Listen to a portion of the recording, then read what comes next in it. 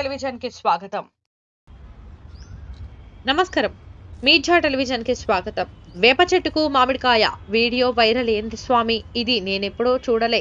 బ్రహ్మంగారి కాలజ్ఞానం నిజమవుతుందా అంటే అవును అని చెప్పలేం, కాదు అని చెప్పలేం. కానీ ఒకటి మాత్రం ఒప్పుకోవాల్సిందే, బ్రహ్మంగారు చెప్పినవి చాలా జరిగాయి.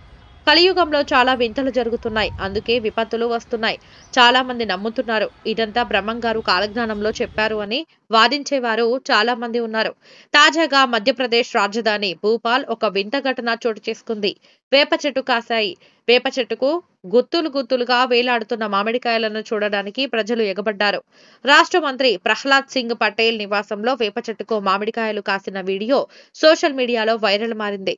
ఈ వీడియోను ఆయనే స్వయంగా తన ఎక్స్ ఖాతాలో పోస్ట్ చేశారు.